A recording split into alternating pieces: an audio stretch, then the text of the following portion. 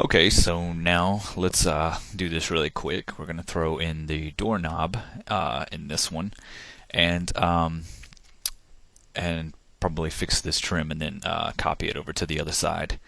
And then we'll do a separate vid where we'll put all the doors in. Kind of want to make these as small as possible so we can fit as much information and tutorials on this DVD that we can. Alright, so basically what I'm going to do is about a 2-inch radius here of a cylinder and just give it a little height. Okay. And we'll bring it to this side right here.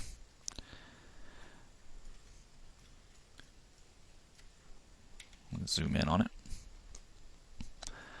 Okay, as far as height segments go, we'll take it down. We'll bring this to about, let's say 8, because then we can add a smooth modifier to it and only have it on smooth during render time. Okay, so yeah, that looks good. We'll adjust it if we need to. Right click it and convert it to an editable poly. And what I'm going to do is go ahead and apply a turbo smooth modifier to it. And you'll see that it makes it look really, really bad. Alright, and I'll bump it up to 2. Let's go back here. We won't show end result. Alright, so what I'm going to do is get rid of the back here first. Delete that. And what I want to do is just bring this in a little bit. We're going to make the base. And there's many doorknobs that you can make, and you can look on the internet, get some pictures, and model the one you want, or model the one that you have in your house. But I'm going to do the ones that are in my apartment, and they're fairly easy. And depending on what side of the wall you're on, what side of the door, the handle base will have screws in it. Well, because that's a lot of detail that will never be seen by the camera, I'm not going to model it. Now, if you do have a animation that you show a close-up of the doorknob, then you'll want to go in there and model a couple screws to go in here as well. But since I'm not planning on that, I'm not going to add detail where it's not needed, because we'll just clog our scene with a lot more polygons than we need to. Alright, so we're going to take this edge right here. I'm going to do a ring selection and a connect. And we're going to slide it up towards the top here, just like so. Alright, so when I show the turbo smooth, what that does is gives it a nice round and a nice edge right here. Okay. Yeah, good. That's fine. Alright, so back we go. I'm going to take this right here and inset it. And that's good. Default inset, and bring it up a little bit like this. And then I'm going to extrude it just a little bit. I don't have exact measurements of this. What I'm doing is looking at the doorknob in the hallway and just modeling that. Okay, and we'll go a little bit out like that. I could have done a bevel, but I'll just scale this in a little bit like that. We'll do another inset, something about 0.5. We'll apply, do it again, and on this one we'll just kind of take this in a little bit like so. And this is probably too big, but oops, don't want to do an outline. I want to do an inset. And I'm going to do one small one, 0.2, hit apply and cancel. Alright, we'll do that. And now we'll extrude out the handle, which is fairly short, actually. Alright, so right about here, I'm going to ring selection. And I don't even know, was I about to say something? I think I was. I'm not sure, though. If I was, I have no idea what I was going to say. It's around 12 a.m. now, and just trying to get a little bit done on this. So pardon me if I'm not all together. Alright. Oop, I don't want to do a connect. I want to loop select that, and I want to chamfer it. And I want to chamfer it about, let's say 2. Okay. Now let's look at what we've got here. And that's looking good. That's exactly the way my handle looks. except for this massive belly button doorknob we've got going on. Alright, so it's a nasty belly button too. Okay, so we're doing the handle. I'm going to select this, and what I'm going to do now is a bevel from right there. And most of the time I will right click these out. Sometimes you'll see me just start adjusting, but most of the time I'll right click them and just kind of work the way into it like this. Alright, so I'm going to apply that. And do this. The handle is not quite as big as the base is, so I'm just apply it one more time. Bring this down like so. Yeah, there we go. And then I'm going to extrude it like that. Hit OK. I'm going to inset it. Inset it about, let's say 0.25. Hit apply, and we'll hit OK. And we're going to bring this one in, just like that. Let's inset this one, so we can create a nice edge there. And hit apply one more time just to bring it in, and hit OK. And there we've got that. And that's basically what my doorknob looks like. Very simple, isn't it? Yeah, it's called cheap. Alright, so we've got that. Let's go back to here. And since I don't want to leave this, what I'm going to do is I'm going to take all of these right here. I'm going to connect, and then what I'll do is I will get my cut tool out, and I'll just bring this one across to here. That way we have 4 sides. Okay, just like that. It's not really that important in architectural modeling to have all quads. It's basically, if you're going to add a turbo smooth, is why I went ahead and done that. And you see I got some nasty little problem here. Let me delete this. And then what I'll do is I'll cap it. There we go. That'll clean that mess up. So what I'll do, or what I was saying is if you're going to apply a turbo smooth to something like this, then it's kind of necessary to do that. That way you don't have any crazy artifacts or whatever. I'm going to hit Control A while I have these vertices selected. That will select everything, and I'm going to do a weld. But I'm going to bring the threshold.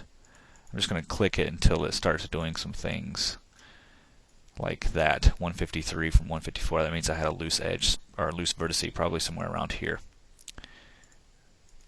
And I did. Now you notice that this is all nice and round, whereas before it had this nasty little mesh going.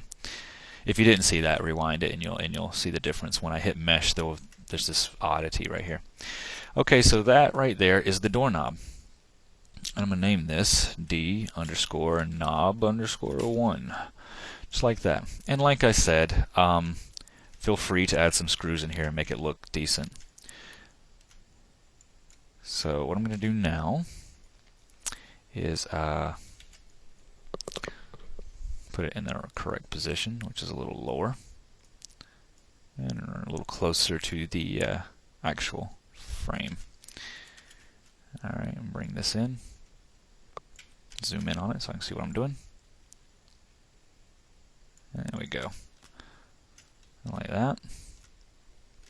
Alright, now what I want to do is just measure it with a tape measure really quick to make sure that it's not too far off.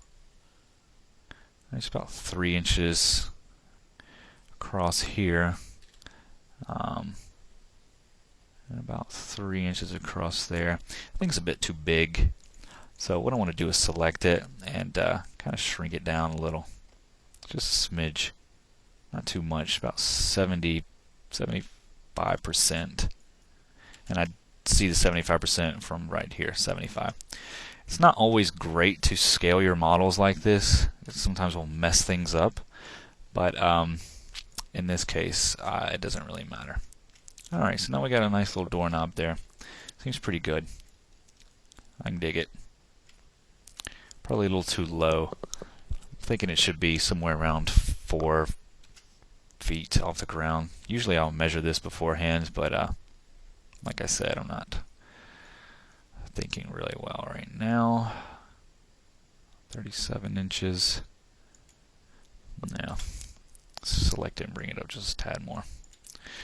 Alright, so now we have that, of the doorknobs. What I'm going to do is I'm going to check this out, this trim work. And let's measure this from the bottom of the trim up. We've got not even an inch. Yeah, so it's looking bad. I want it to at least be 1.5 inches, almost 2 inches wide. So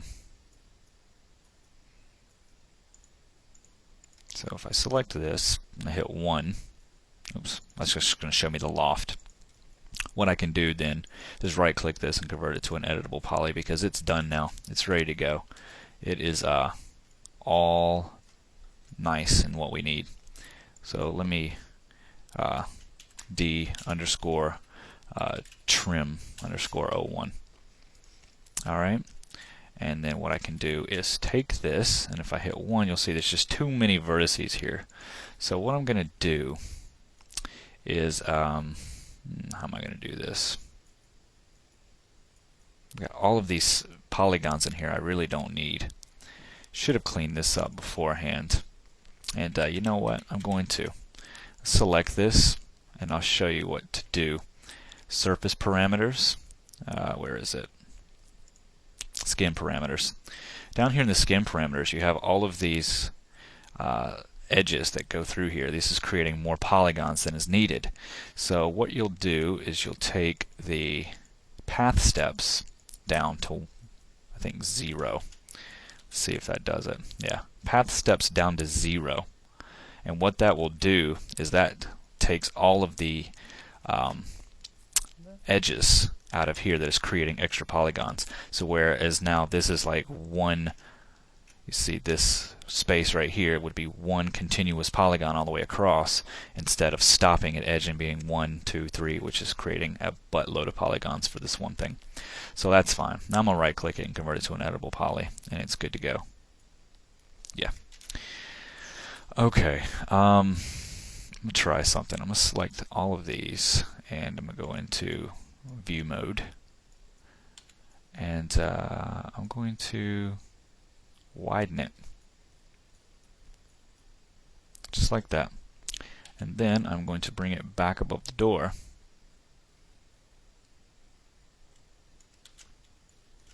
where it was. Let me right there where it was. Very good. Alright, and then I'll select all of this, and I'll come through here and I'll scale it. No, I won't scale it that way. I'll take this, I'll scale it this way, about 192. I'll take this and I'll do the same thing, 192. And what that'll do is gives it about the 2 inches that it needs to be, the 1.5, 2 inches. And this is what happens when you don't measure ahead of time. Uh-oh, I got a problem. And this is what happens a minute ago when I said scaling will sometimes mess up things. Or was that just an artifact? I think it was. Okay, well, anyway, scaling does mess up things sometimes. I guess that was just an artifact we were looking at. Alright, so what I want to do is, while these are selected, I'll come over here and I'll make sure that they are pushed out a little bit away from the door part. Yeah, something like that. And with these, I'll do the same thing. There we go. And now we're good. And that should be good to go. Beautiful. Alright, now what I want to do is copy this to the other side. So, well, I can do that a couple of ways. I could mirror it, like so, as a copy, okay? And it will be on the x-axis. As you'll see, it will pop up over here. Click OK. And now it's on the other side. Just like that. And what I want to do is get a good look at my trim, or my, whatchamacallit, my hinges. Thank you. I could have just looked right there. But they seem to be penetrating it just a little bit, which is not exactly what I want. They would be sitting out just a little bit more. But if I move them, then I'll have to readjust the pivot point to my door, which is really not that big of a deal. So with the top hinge selected and then the bottom hinge selected, let me move this out a little bit away from it, just like that. And I'm actually going to delete the other one, and I'll just put it back. Delete this one. Okay. Go on my top view. Let me select the door first. Go to my top view. Go to the hierarchy tab and put the pivot back again in the middle of the hinge. Alright, there it looks. Okay. So that way, when we open it, it should still open with that hinge. And it does. Everything's looking good. Close it. And let me take the hinge and we'll shift drag one down.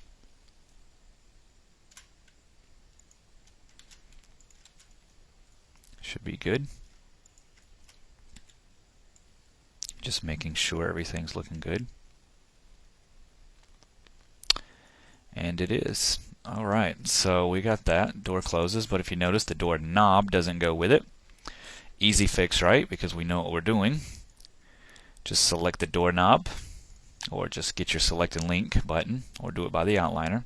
Select the door knob and parent it to the door. Okay, then select the door, and there we go. Good deal. Now we can select this door knob and mirror copy one, copy to the back. And it's not going to go all the way through, so we'll just grab it and put it to where we need it to be, like so. And since it's a copy from the other one, it should follow right along with it, and it does. And there we have a door system, all good to go. So let's unhide the walls, and we see our door is in. And the trim work is looking good in there. Everything's good. We can select the door and open it from the other side, and everything is looking good. It's got the hinges and everything. So it gives a little bit of realism as well. So in the next video, what we'll do is we'll start placing the doors where they need to go.